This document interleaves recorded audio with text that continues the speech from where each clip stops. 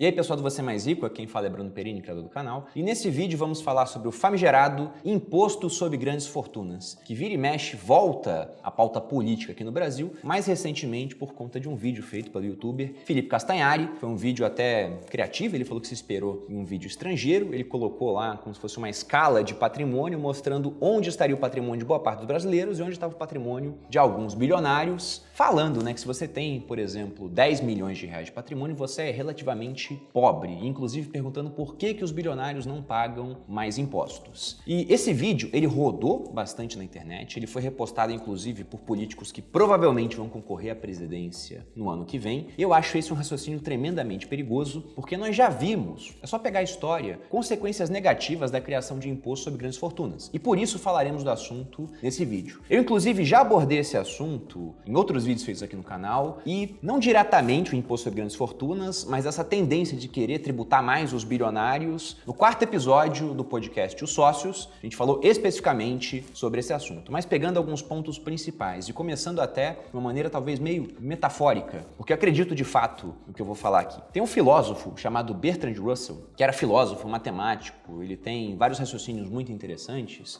já usei vários, inclusive, lá no Instagram, onde ele dizia que nada é mais perigoso do que você colocar a premissa errada na mão de uma pessoa inteligente. Porque essa pessoa inteligente vai dar um jeito de convencer outras pessoas, principalmente se ela for carismática, fizer vídeos criativos e for persuasiva nos dias de hoje, de que o raciocínio dela, embora equivocado para uma pessoa que estudou mais o assunto, é o correto. E partindo de uma premissa errada, a gente só vai fazer besteira no final das contas. E é até curioso, porque quando Bertrand Russell ele falou isso, ele estava numa turma, ele estava dando aula para uma turma de alunos, teve um aluno, como sempre existe, né, aquele aluno mais perguntador, que levantou a mão e falou: professor, se é verdade que uma pessoa inteligente, munida de uma premissa errada, conseguirá convencer os outros de qualquer raciocínio, ainda mais se ela for persuasiva, for carismática, então, partindo de uma premissa errada, me convença de que você é o Papa. Aí dizem que o Bertrand Russell ele parou um tempo, observou assim a lousa, pensou, e aí foi lá e escreveu: premissa errada, 1 é igual a 0. E, matematicamente, isso está incorreto, né? 1 é igual a 1, ou 0 é igual a 0. Não tem como 1 ser igual a 0. Mas essa era a premissa errada. Aí, partindo dessa premissa, o que ele fez? Para manter a igualdade matemática, ele somou mais 1 de ambos os lados. Ou seja, ficou 2 é igual a 1. E ele falou: 2 é igual a um conjunto composto por Bertrand Russell e o Papa. Então, se 2 é igual a 1, forçosamente, para manter a igualdade matemática, Bertrand Russell é o Papa. E dizem que os alunos todos aplaudiram o raciocínio do professor. Porque, de fato, é isso que acontece. E é muito atrativo, porque é muito fácil jogar pro povo e falar: vamos tributar mais quem tem muito dinheiro, vamos criar um imposto sobre grandes fortunas. A gente até pode definir o imposto sobre grandes fortunas como aquele imposto que sempre vai ser cobrado sobre patrimônios maiores do que o da pessoa que defende o imposto sobre grandes fortunas. Porque eu não sei o patrimônio do Castanhari, mas no raciocínio do vídeo, quando ele fala que se você tem 10 milhões de reais você é relativamente pobre, ele fez questão de colocar essas pessoas muito mais próximas do restante da população do que dos bilionários. E em escala de patrimônio, sim, isso é verdade. O Eduardo Saverin tem mais de 90 bilhões, quem tem 10 milhões está muito mais próximo de quem não tem nada, ou até de quem tem negativo, como é o caso de muita gente aqui no Brasil, que não tem patrimônio e ainda deve, e ele vai estar muito distante. Agora vamos pensar de outra forma. Se ao invés de uma escala de patrimônio você pega uma escada com pessoas, né, com os 210 milhões de brasileiros, onde mais acima está o Eduardo Saverin e mais abaixo está aquele brasileiro mais quebrado que existe, o cara com 10 milhões de patrimônio está muito mais distante desse brasileiro quebrado e muito mais próximo do Eduardo Saverin. Na verdade, não tem tantas pessoas assim pensando em termos de escala, já que 99% da população do Brasil tem uma renda muito, mas muito baixa. E se a renda é baixa, grande parte da renda é comprometida para pagar dívidas, estatísticas recentes, que já usei aqui no meu canal, usei no evento Sobrevivente, mostram que 70% das famílias brasileiras têm dívidas hoje, um percentual da renda dentro dos 12 meses cada vez maior comprometido para pagar essas dívidas. Então, esse pessoal que tem 10 milhões estaria lá no 1% dos brasileiros mais ricos. De modo que aquele raciocínio, né, que tenta eximir certas pessoas desse percentual mais rico, querendo colocar um imposto só sobre os outros, porque é sempre assim, não é um raciocínio correto. Você tributar meia dúzia de pessoas no final não faria nenhuma diferença. Ah, Bruno, então você defende que nós tributemos mais gente com o imposto sobre grandes fortunas? E não, porque o imposto sobre grandes fortunas, ele é nocivo no final das contas, como nós veremos aqui. Inclusive, para quem está chegando aqui no canal, deixo sempre aquele pedido para curtir o vídeo, se inscrever para ter acesso a mais novidades, e para que esse conteúdo consiga alcançar cada vez mais gente também.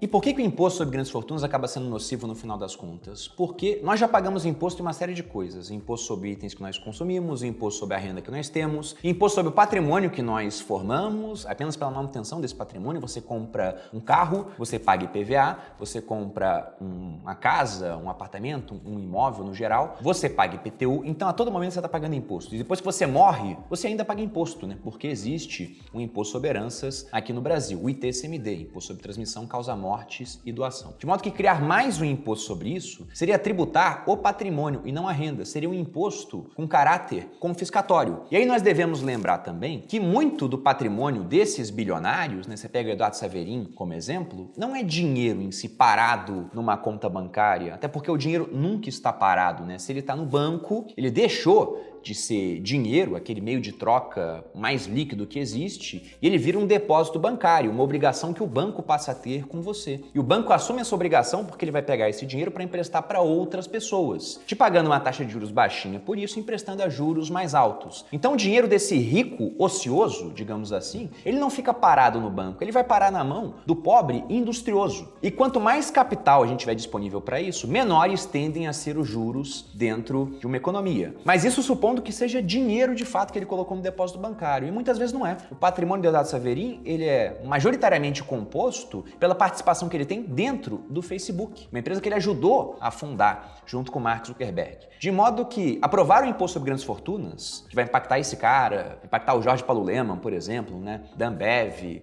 o Beto Sicupira, os sócios dele lá, e outras pessoas que construíram negócios gigantescos que empregam milhares de pessoas, seria muitas vezes obrigar esse pessoal a vender participações que eles têm na empresa deles, ou vender outros tipos de bens, mas pensando em participação numa empresa que é listada em bolsa, se há uma grande pressão vendedora, essas ações tendem a cair. E isso impacta a riqueza de milhares de outras pessoas, porque esses caras construíram empresas, venderam uma parte delas na bolsa, e agora a propriedade dessas empresas é compartilhada com milhares de indivíduos. Então, no final das contas, esse tipo de imposto provocaria até uma queda no mercado. Mas esse é o menor dos problemas. O que afeta mais é a questão de que quanto mais incerteza você tem sobre a propriedade daquilo que é seu no futuro, menos propenso você fica a, por exemplo, investir para que aquilo cresça mais. Quanto mais incerteza há no geral, mais imediatista nós ficamos. A gente até pode pegar episódios históricos aqui do Brasil para pensar nisso. Quando a inflação era tão grande que a moeda perdia muito valor dia após dia, as pessoas nunca investiam para o longo prazo, elas foram ficando cada vez mais imediatistas,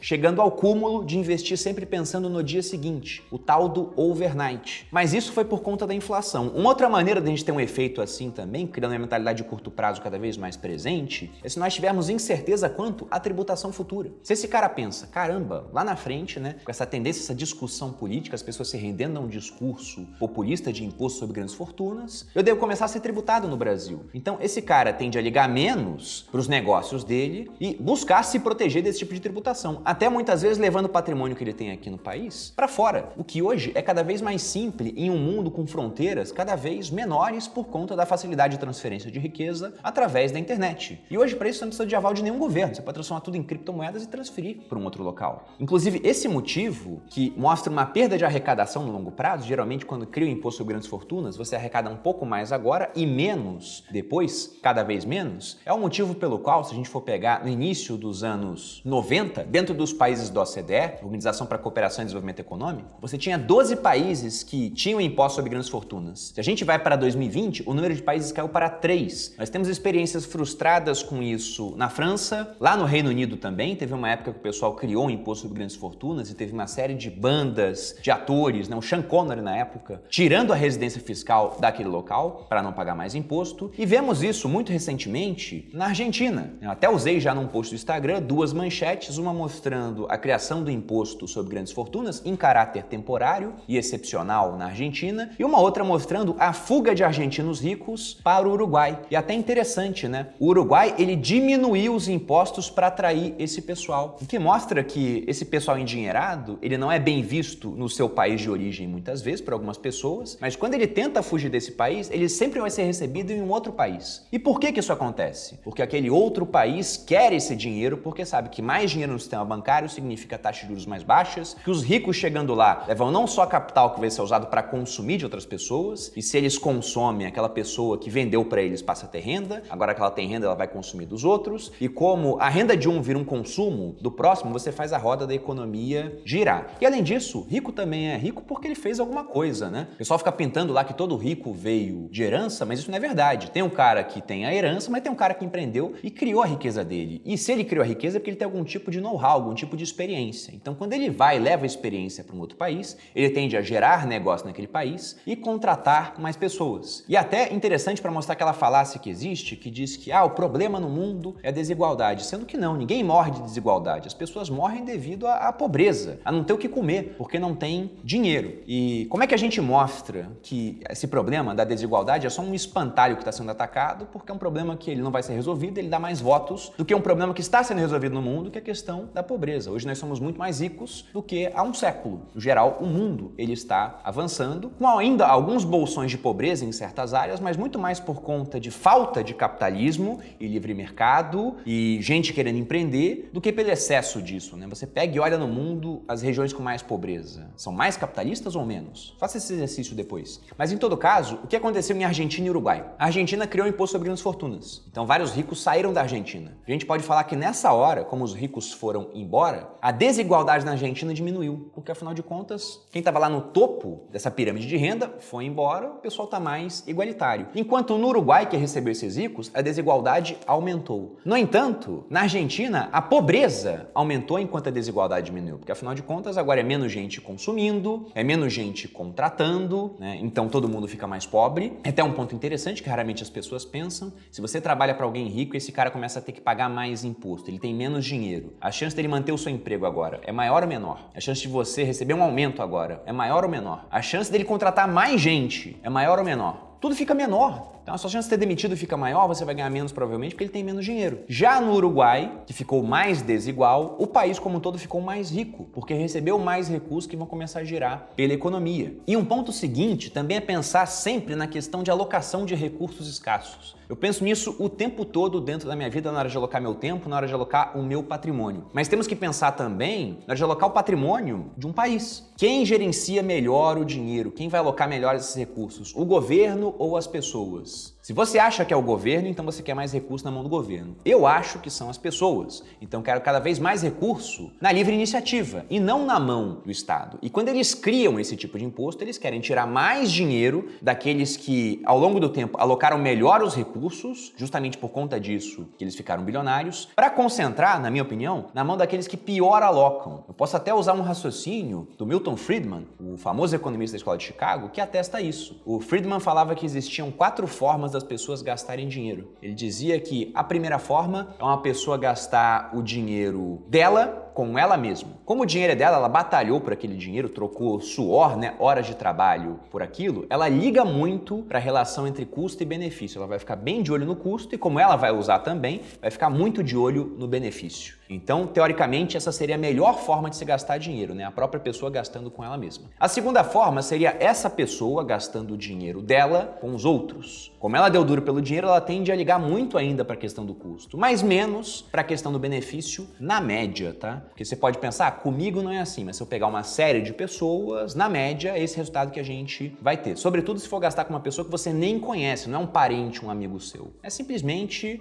um terceiro que você nunca viu na sua vida, não passa de um número em uma planilha de estatísticas. Uma outra forma de gastar, seria a terceira, é essa pessoa gastando o dinheiro dos outros com ela. Como o dinheiro é dos outros, gente desconhecida, muito distante dela, ela tende a ligar menos para a questão do custo e mais para a questão do benefício, porque afinal de contas é ela que vai usufruir daquilo. Um exemplo que nós vemos aqui no Brasil, por exemplo, são os políticos lá em Brasília que gastam o dinheiro que arrecadam dos nossos impostos para planos de saúde vitalícios. Então o cara, em vez de usar o SUS, que muitas vezes ele defende pra caramba, né, como se fosse o suprassumo da saúde aqui no Brasil, ele tem lá um plano de saúde vitalício, extensível ali aos seus familiares, pago com dinheiro dos nossos impostos. Por quê? Porque o dinheiro não é dele, então tá nem aí para custo. Já o benefício ele quer do bom e do melhor, porque afinal de contas políticos são pessoas feitas de um barro mais fino do que o nosso, né? Seres especiais. E a última forma de gastar dinheiro, que é a pior possível, é uma pessoa gastar o dinheiro dos outros para os outros. Que é justamente o que os políticos fazem quando pegam o dinheiro dos impostos, que veio de outras pessoas, e gastam para nós. pessoas com as quais eles têm pouquíssimo contato. Então, como não se liga nem para custo, nem para benefício, a gente vê um show de desperdício de dinheiro. Então, justamente por conta disso, eu não acho que a gente tem que ter mais impostos, seja para bilionários, milionários, classe média ou principalmente para os pobres. Eu acho que, na verdade, a gente tem que ter menos imposto em cima de todos esses. E para isso, seria necessário tirar dinheiro das mãos do governo e, logicamente, reduzir o gasto público. Ah, Bruno, mas e o pobre nesse caso? A melhor forma de ajudar o pobre no Brasil é tirando das costas dele o peso de um Estado inchado e perdulário, que gasta muito e entrega mal. Porque hoje o pobre paga imposto em tudo que ele consome e recebe de volta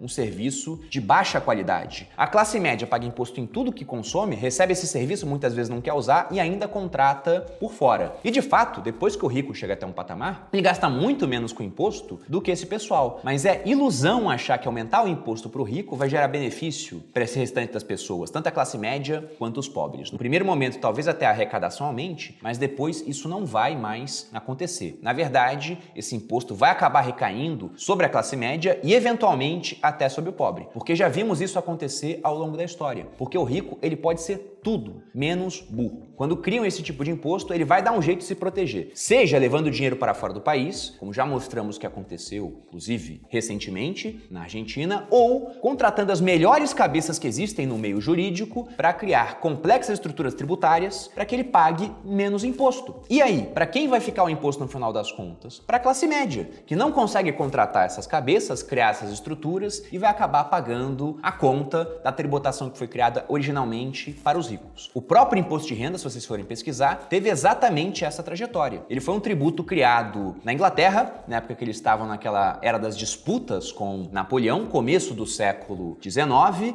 Então, por conta de um conflito que ameaçava até a existência do país, como ele era conhecido na época, afinal Napoleão ele começou a destronar uma série de monarcas pela Europa e colocar os seus parentes para governar os países, tinha aquele bloqueio continental contra a Inglaterra. Então, o primeiro-ministro, Sir William Pitt, o jovem, e tinha que ser jovem para fazer essa merda, se fosse velho ele tinha pensado duas vezes antes de fazer isso, ele foi lá e criou um imposto que seria cobrado em caráter temporário apenas dos mais ricos e com uma alíquota muito camarada de só 10%.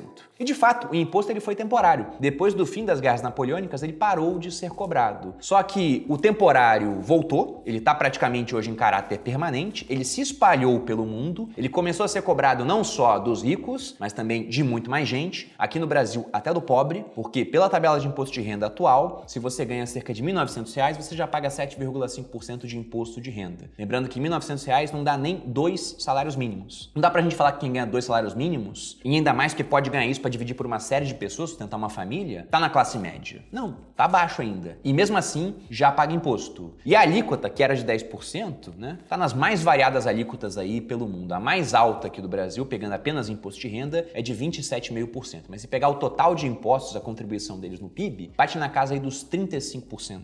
O Estado ainda gasta tudo isso e ainda gasta mais através de endividamento. Então, por mais que ele arrecade, nunca é o suficiente, ele é muito grande, tende a crescer, mas gasta muito e gasta mal. Então, a saída seria reduzir o tamanho do Estado, na minha opinião. E para acabar esse vídeo, eu deixo apenas uma pergunta, aqui um questionamento. Eu quero saber a resposta de vocês aqui nos comentários. Então, falei sobre a alocação de recursos escassos e como que o governo aloca mal, e na minha opinião, ele tem que ter cada vez menos recursos para alocar no final das contas. Em contrapartida, os bilionários alocaram muito bem esses recursos, tanto que ficaram bilionários. E vários desses caras pegam os recursos e investem nas próprias empresas, como é o caso do Facebook, que nunca pagou dividendos, né? Empresa da qual Eduardo Saverin é dono de uma parte, e da Amazon, Jeff Bezos, que também nunca pagou dividendos e é conhecida por vender produtos com uma entrega super rápida e por preços muito baixos. Ou seja, o Jeff Bezos ele pegou esse dinheiro e realocou na própria empresa para melhorar a eficiência da empresa. Então, pensando que esses caras são os melhores alocadores de recursos do mundo, não é interessante até que eles paguem menos impostos no final das contas? Porque, afinal de contas, se eles alocam tão bem e os benefícios no final viram pra gente, não seria mais inteligente que isso ocorresse e não esse raciocínio de querer tributar agora pra gente usufruir de alguma coisa que depois vai ficar menor? E na minha opinião, sim. Você pega até o próprio Warren Buffett, muita gente cobrava dele lá nos anos 50, 60, que ele doasse dinheiro,